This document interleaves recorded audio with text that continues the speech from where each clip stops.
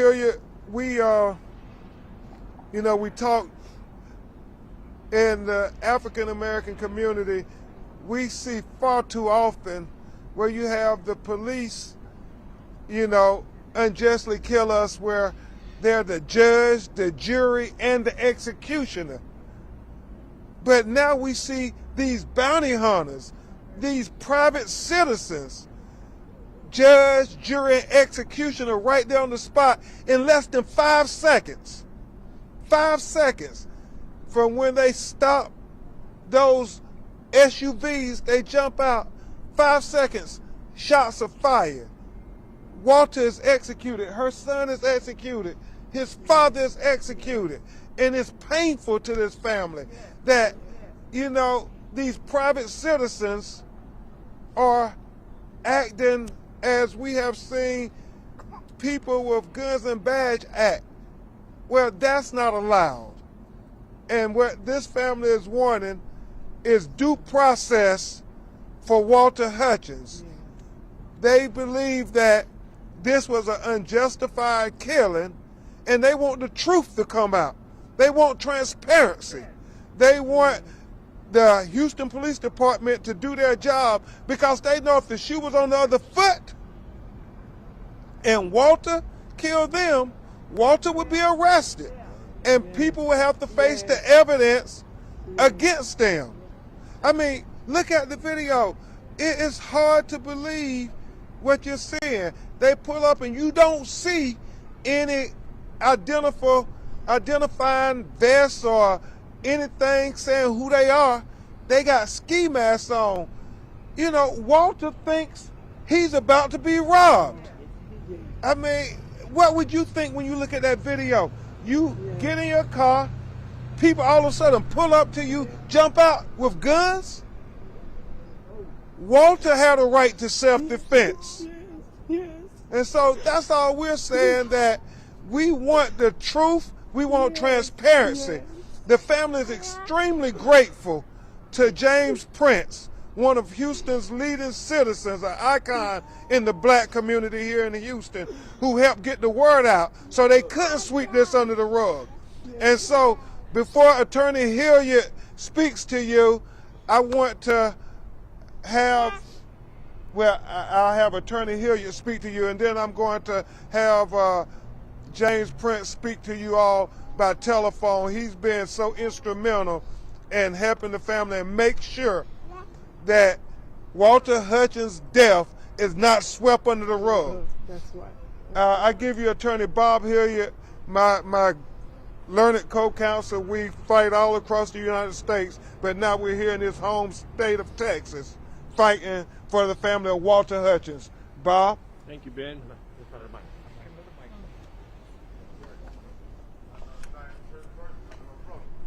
Good morning. I'm Bob Hilliard. Walter Hutchins did not know 5 seconds before he got in his car that it was going to be the last few seconds of his life. And his family wonders what he may have been thinking about. Maybe it's his son, Walter Jr., who last night woke his mom up crying for his dad and asking for his dad. Or maybe he was thinking about the week before when he sent an Uber to his mom's house to pick her up so that they could have dinner together. This wasn't a man that deserved to be murdered on the street. He was a friend of many. He was loved. He was a family man. He was a dad. And as his counsel in Texas, our intent is to do a complete investigation to determine all of the individuals who are responsible, not just the shooters, but who paid the shooters, who told the shooters what to do. And this family deserves, and our law firm will assure them that we will not finish an investigation until every single individual who had a hand in Walter's death is brought to justice. We asked the Houston Police Department, we asked the Houston District Attorney's Office to treat this investigation as the same as Ben said, if it was flipped, if it was a black man that came up on a white man and shot him in his car. Justice should be blind, and Walter's family and Walter deserves it. Thank you so much, Attorney Hilliard. If you bear with me, I'm going to, many of you have already spoke to Jay Prince. I'm putting him on the phone. Hey, Mr. James Prince, I have you on speaker in front of the Harris County Courthouse, and we have the press here. As I told them, you were instrumental in breaking this story, and you've been supporting this family from the beginning because you're an icon in the black community here in Houston and all over America. And if you would express your feelings and sentiment about this tragic killing of a young man who you consider to be family. Yeah, no, he is my family.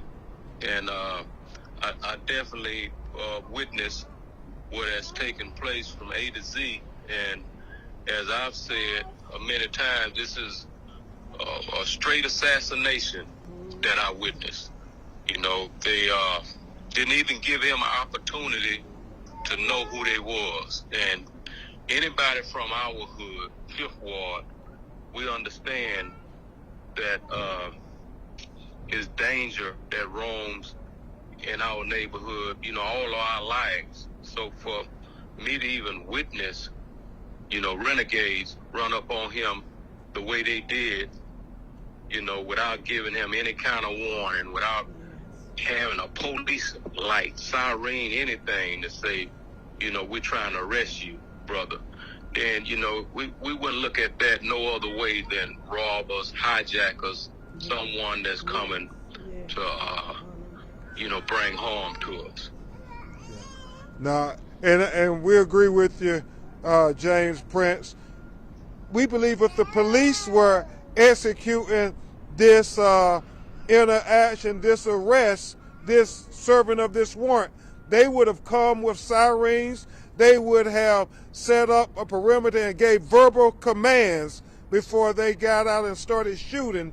And that's why we're asking for truth and transparency, because what we see with our eyes, as you and I discussed, it just doesn't seem like Walter Hutchins did anything differently than any other citizen would have done when strange people approached his automobile with ski masks pointing guns at them. Well, anybody know Walter, and me and the family, we definitely know Walter. Walter is not a violent individual. You know what I mean? We understand that he may have had a warrant and different things like that, but that's not a green light to take a man's life. You know what I mean? It's not a green light to play police and overplay police is what they was doing. You know what I mean? They was imitating hijackers. You know, and I watched this tape and I watched this guy who I think put a bullet in Walter's head.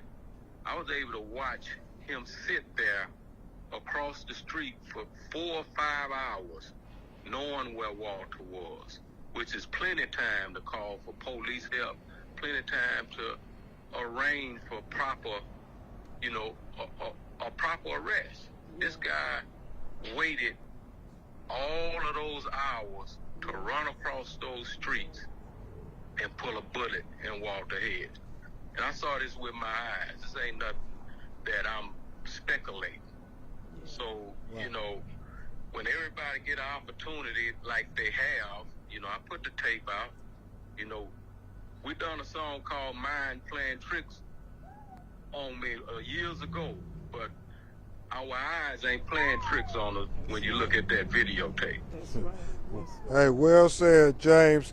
And again, this is James Prince, icon in the Houston community, the founder of Rap-A-Lot Records, who have always supported this family and was instrumental in making sure that this case was brought to the public. Hey, Brother Prince, I'm going to let you go, but as soon as you get back to Houston, I know there's going to be a lot of people want to talk to you. I appreciate you. Thank you, brother. And it's really profound what Mr. Prince is laying out, because the police would have given verbal commands. They wouldn't, we don't believe, just jumped out with guns and you don't know who it is. Yeah. There would have been sirens. There would be something to tell him that we're here to serve a warrant. We're not here to burglarize you. We're not here to rob you. But that is not what you see on that video. And it is devastating, absolutely devastating to his family.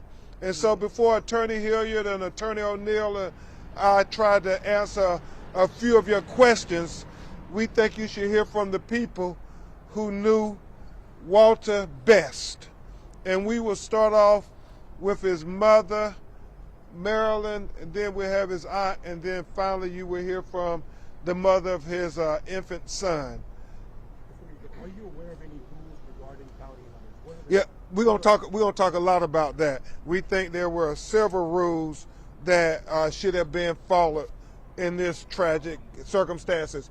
But first, we're going to have his mother, Miss Marilyn, just talk to you for a minute about what happened the night before her son was killed, her firstborn. He was murdered. Yeah, he was. You can take your mask off, Miss Marilyn. Take your time.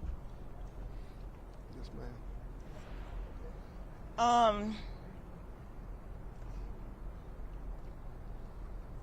Tuesday night,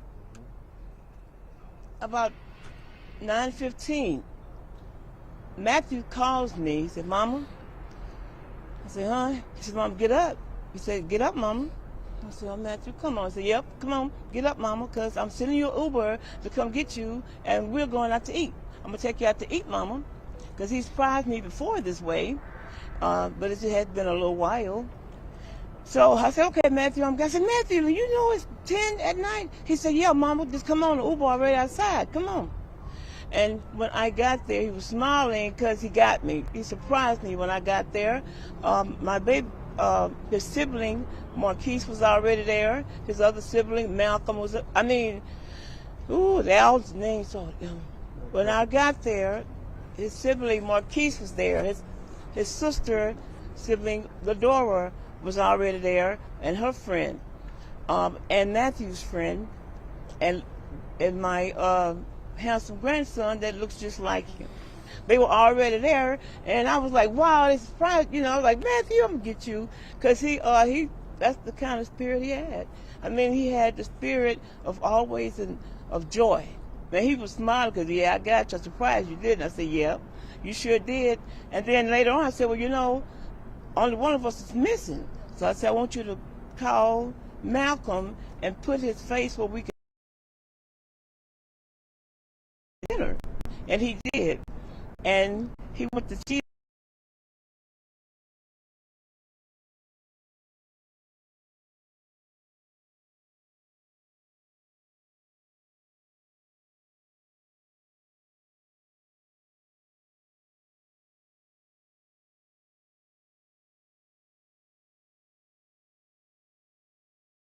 And as we said our final goodbyes that night from the restaurant, and the very next day, at Wednesday evening, I called him because he really did surprise me.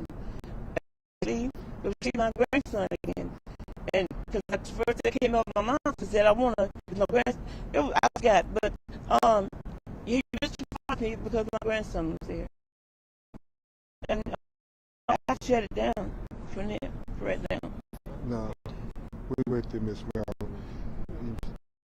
See her son. And now we will hear from his aunt, Miss Emma Johnson, who would talk about who Walter was to their family. Yes. I'm Walter's aunt, and as you can see, we all are here to advocate on his behalf, because it's obvious he's not here with us, but we know we have him in spirit. Walter was just an amazing kid. He was a charismatic kid, always charming and laughing and full of joy. And, every time he came in the room, if he came to visit, his big smile just radiated the room. Walter didn't deserve to die. This was a plot, a plan, and a ploy. They ambushed him. They didn't give him time to even acknowledge the fact that they were whoever they were. Just as Mr. Prince stated, they were wannabe bounty hunters that assassinated him, walked up and just unloaded, firing shots. Just, you know, this was a gruesome murder. This was not by coincidence. This was staged. It was orchestrated. They planned this. If you look at the tape, you can clearly see that they had so many hours to issue or go in the proper way and retrieve Walter, but they failed to do this. And so my family, we are very heartbroken. As you can see, he has many friends. People love Walter all over the world. Walter was a businessman, entrepreneur. He was a scout. He worked with music artists and people that came from just various areas to come and entertainment, sports figures, and he would take them around town, and he built a rapport with businessmen that when they needed vehicles, he toured them around the city. We're definitely gonna miss Walter. Walter will greatly be missed, and they took a big chunk out of our hearts. They took a big chunk out of our community. Walter did not deserve to die. They murdered my nephew. They ambushed him, they killed him, they murdered him. If you look at the tape, it's clear. And even as Mr. Crump said, you can't hide this one. This will not be swept under the rug, and we want justice for Walter. We're not going anywhere. Justice for Ben. We're not leaving. Justice for We're Walter. not going anywhere. We're going to stand and we're going to advocate for Walter. We're going to do whatever we need to do to make sure that he's not forgotten. Thank you Thank so much. you. Can we get a spelling of our first and last name? My Emma, EMMA Johnson, JOHNSON. Thank you. Marilyn, MARILYN. Lewis, LEWIS. Thank you. And the last person you will hear from would be the mother of Walter's infant son, Walter Jr., and she's going to speak to you about who he was and the father he was. So many times in our community, people are quick to say how black men aren't good fathers or how black men aren't there for their family or for their kids. That's not true. Walter loved his son. He was so ecstatic to be a dad. Like, they were best friends. If he walked in the room, my son's face would light up. If he FaceTimed, my son's face would light up to the point where, like, he'd have to hold the phone to talk to his dad. Like, they had their own special language and their own secret code. The love was like exponential. This whole I don't know how to go on. I don't know how to explain to my son, where's his dad? Like, he's gonna miss his first steps. He's gonna miss his first words. Like, who's gonna teach him how to dribble? Like, his first day of school, like all of these things that people don't think about, I have to deal with and live with and explain to my son for the rest of his life.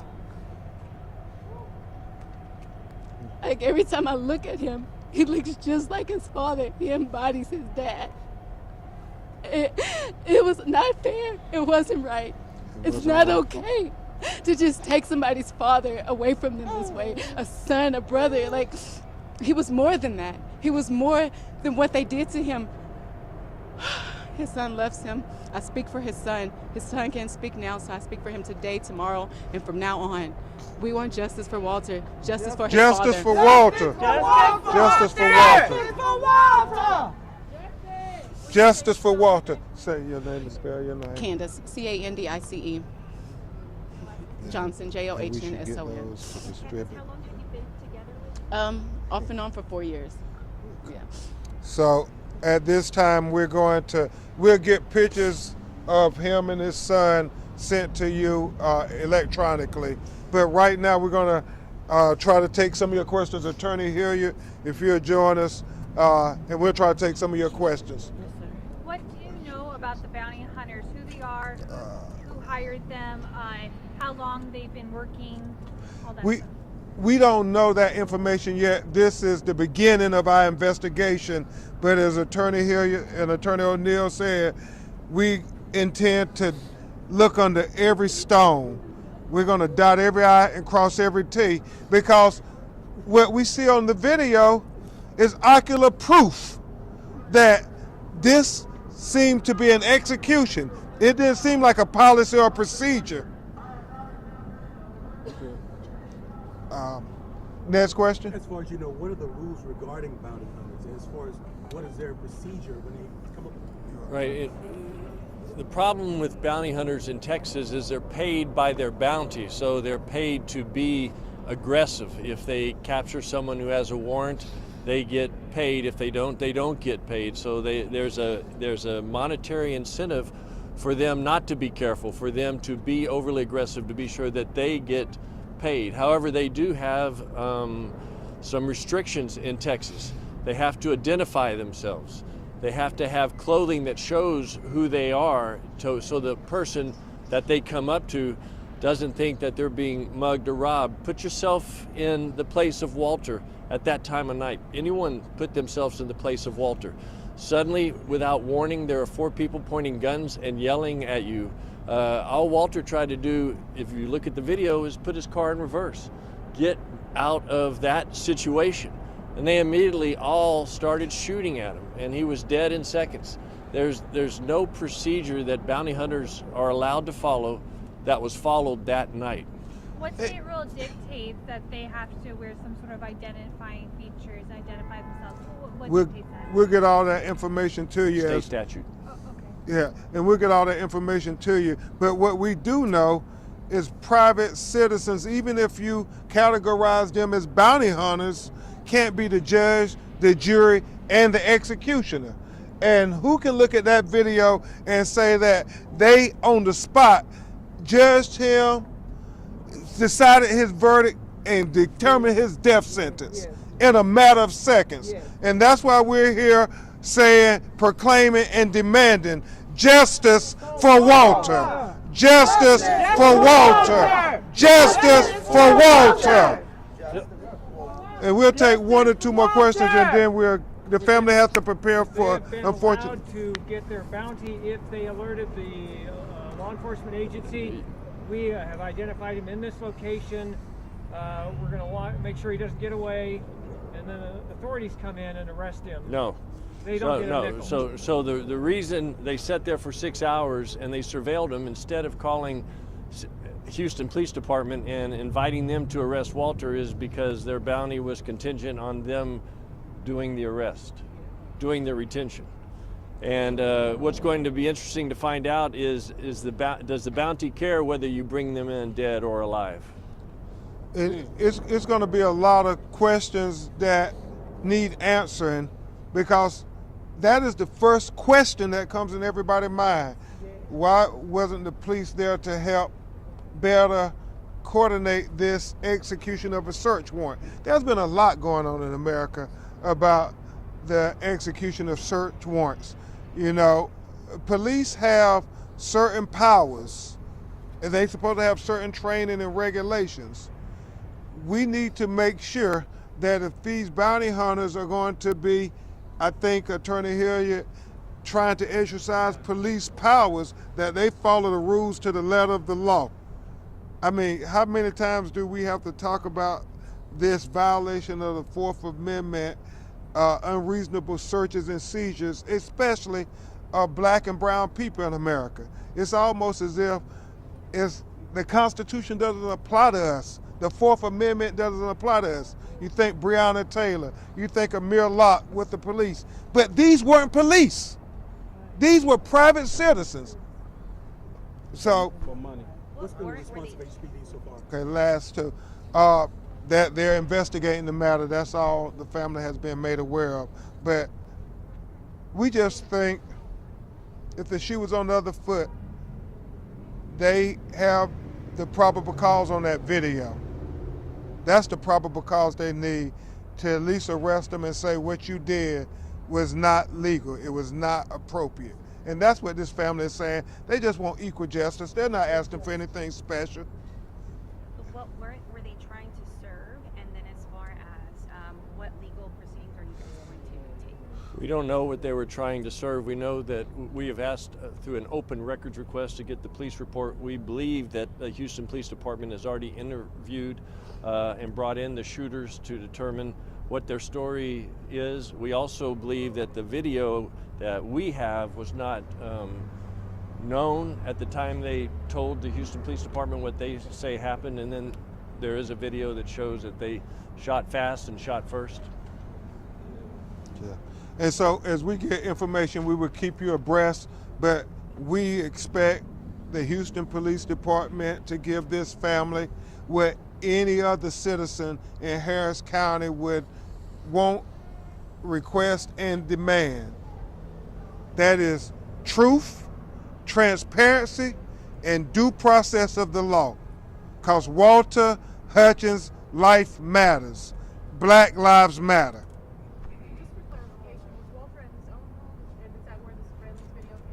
No, he wasn't at his own home. The surveillance video became from a business, and so he was coming from a business as we understand it. It was at a barber shop. Yeah. Thank you all. Yes, ma'am. So sorry, as far as you guys moving forward legally? We're going to explore every legal remedy applicable to make sure this family gets full justice, whether that's a civil law, wrongful death lawsuit, whatever it may be. Attorney Hilliard and the Ben Crump law firm, we're going to make sure that we fight for this family to get justice, because this little baby now has to grow up without his father. And I know some people look at that and say that's not our issue. Well, in our community, we know how important it is to have a father in a little boy's life. I mean, it's crucial. And this is a crucial matter because his father's life mattered, and we're going to fight for him. And he'll see this video one day, and he'll know that we fought for his father. Thank you all. Y'all having a balloon release tomorrow? You want to make that announcement? It's going to be later today. Today? Yeah. Okay. 8 o'clock? The family has an announcement. 6 o'clock. At the scene of the crime, or the location of the incident, we're going to have a balloon release and a candlelight visual for Walter today at 6. Bring your own candles and balloons. And it's just for all of those who want to remember him and honor him. We want everyone to come out. Any and everyone who knew Walter, who he influenced, who he touched, who he met. Like, Walter was contagious. Like, when you met him, you knew him and you loved him. So if he touched you in any way, shape, form, or fashion, come out and support. And just Say show what the your respect. location is? 3400 Liberty Road. 3400 Liberty Road. At 6 o'clock. Justice for Walter. Justice for Walter. Justice for Walter. Justice for Walter. Justice for Walter. Justice for Walter. Justice for Walter. Justice for Walter. Justice for Walter. Justice for Walter. Thank you. Justice for Walter. Yes.